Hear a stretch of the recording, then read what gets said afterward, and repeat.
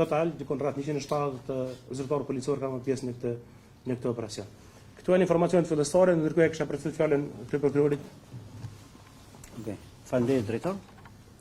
Ashtu siç e thekua edhe drejtori i përgjithshëm i policisë, që nga data 1 prill 2025, prokuroria themelore Ferizaj, prokurori i çështjes, është angazhuar maksimalisht në veprimet procedurale të ndërmarra lidhur me këtë rast, ku i kemi bërë të gjitha veprimet e mundshme për zbardhjen e këtij rasti që ka qenë një rast goxha i ndjeshëm, ku siç dihet me datën 1 prill humbi jetën edhe rreshteri Muhamet Liga. Sot kemi arritur që të arrestojmë 7 persona, të cilët dyshohet, po kemi dyshim të bazuar mirë se kanë marrë pjesë në vrasjen e rreshterit Muhamet Liga.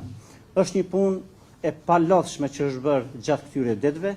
Ne edhe në konferencën paraprake e kemi thënë që do t'ju mbajmë të informuar në lidhje me zhvillimin e kësaj ngjarje e cila ka qenë shumë e rëndë, dhe sot e kemi një rezultat, mund të themi preliminar, ku 7 persona janë duke u intervistuar dhe me vendim prokurorit do të vazhdohet procedura me tutje.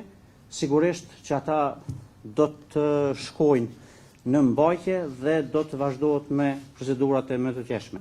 Ne, si prokurori themelore dhe gjithashtu dhe si policia e Kosovës, ja kemi pas borxh policisë Kosovës dhe rreshterit Muhamet Liga që të bëjmë këto veprime procedurale dhe në fund të kemi këtë rezultat të cilën e kemi tani. Unë jam shumë falënderues për punën e bërë dhe më tutje do të vazhdojmë procedurat e mëtutjeshme, do të shohimi se cilat do të jenë të reja që do të na sjellë në procedurat në vijim. Hetimet do të vazhdojnë sigurisht edhe për persona tjerë, edhe në fund do dalemi me rezultate konkrete. Deri më tani është pak herët të flasmi për motivin, po sipas asaj që kemi gjatë këtyre ditëve, domethënë që po bën gati 3 javë, lidhet motivi kryesor deri më tani që e kemi është lidhet me punën e tij si pjesëtar i policisë së Kosovës. Për më shtu vetëm pak. Dhe për mundësia e cilit me bupite, s'ka problem. Domthonë për më mbështet këtë që tha prokurori, domthonë dyshimet e tona deri tashme janë që vrasja e rreshterit tonë ka ndodhur për shkak detyrës zyrtare.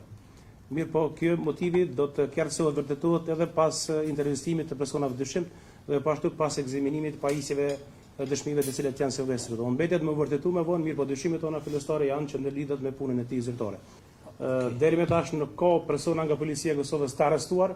Është një person i arrestuar i cili ka qenë ish pjesëtar, domethënë është ish pjesëtar i PSK-s, jo pjesëtar aktiv. Është një armë me leje që është konfiskuar, e pastaj duhet më ekzaminuar me pas se çfarë cilësie ka mbetë në pronë, sepse janë mbasisht shumë prona. Po tha që është armë. Po nuk është armë zyrtare e policisë, nuk e thash ashtu. E keq kuptuar. Me radhë. E vërtetë është ndërën që në atë që tham deri më tash, ne kemi arritur të sigurojmë prova të dëshmi të cilat i lidhin këtë grup kriminal me vrasjen e rreshterit tonë. Mbetet të shihet background-i i tyre, disa nga ta kanë pas të kaluar kriminale, kanë qenë të arrestuar në raste të mëhershme, e që ndëlidhen me prirje ekstremiste. Për çështjen e terrorizmit duhet ta shohim pastaj, sepse hetimet duhet vazhdojnë tutje për të vërtetuar këtë punë, po janë persona dyshim të rrezikshëm të cilët ne dyshojmë që kanë kryer këtë vrasje dhe kanë planifikuar dhe pas të kanë ekzekutuar.